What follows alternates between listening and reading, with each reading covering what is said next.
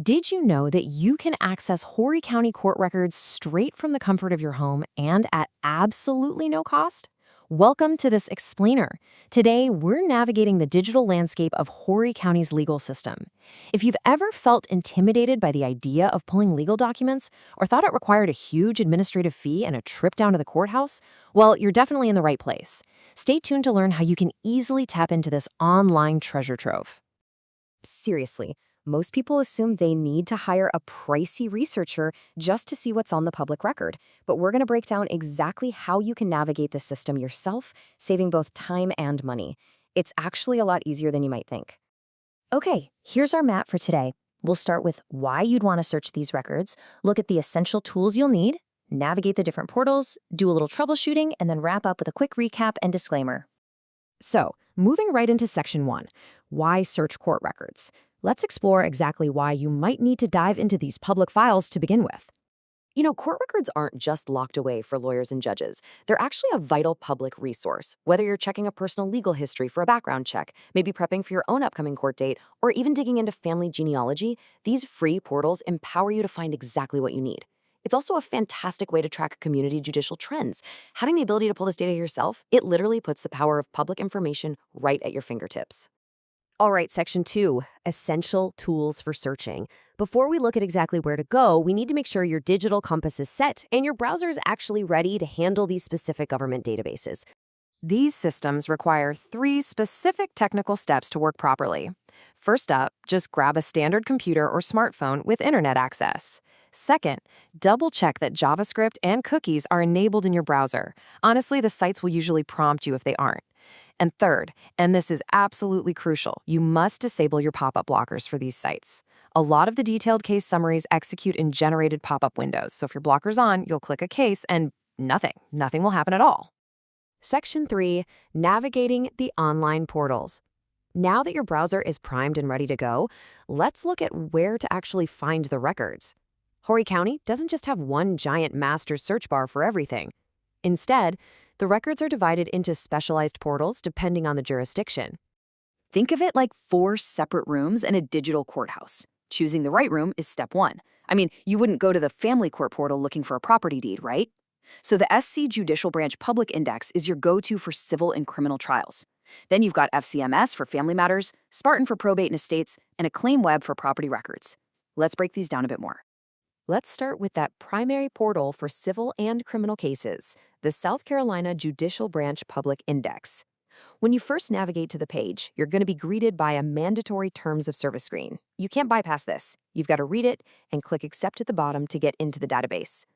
Basically, it just outlines that the county isn't liable for any inaccuracies in the data.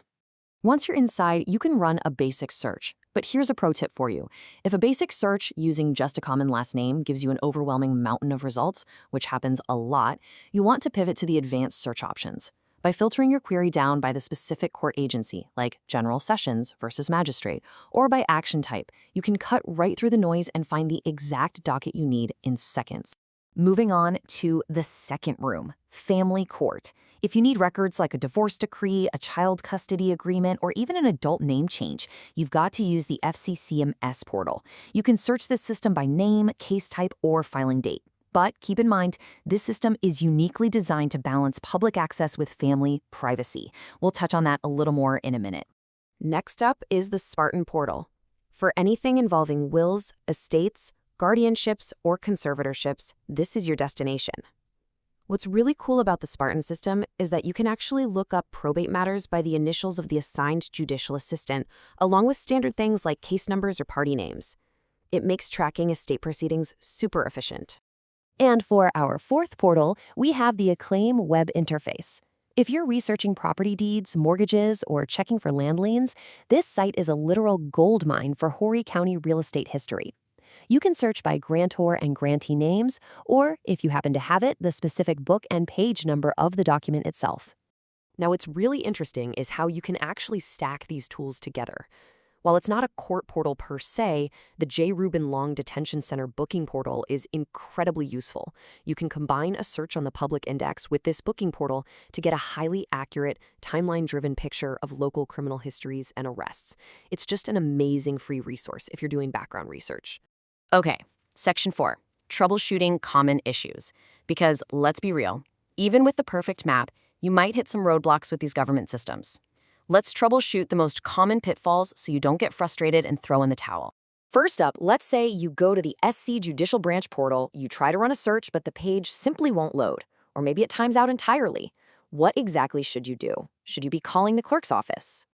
Actually, no, don't panic. The South Carolina Judicial Branch frequently conducts scheduled network maintenance, which takes the public index offline temporarily.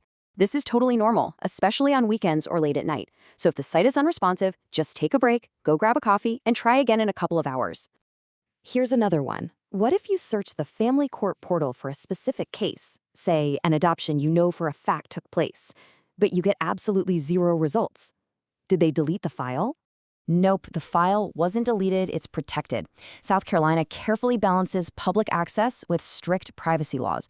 So things like juvenile cases, adoptions, involuntary commitments, and certain protective orders are legally sealed. They are never going to appear on these free public online portals.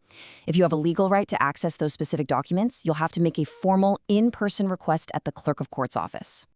Finally, Section 5, Recap and Legal Disclaimer. We've covered a lot of ground today. Let's do a quick wrap-up of our journey through the digital courthouse, followed by a very important professional disclaimer.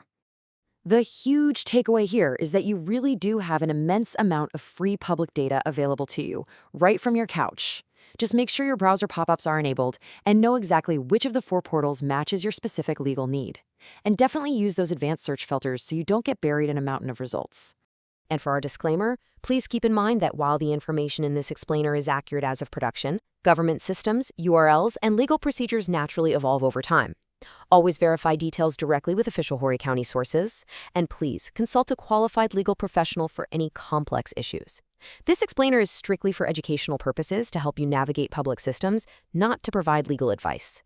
All right, you're now fully equipped to navigate Horry County court records online entirely for free. Now that you have the map and the compass, what will you discover in the public record? Thanks for learning with me today, and happy researching.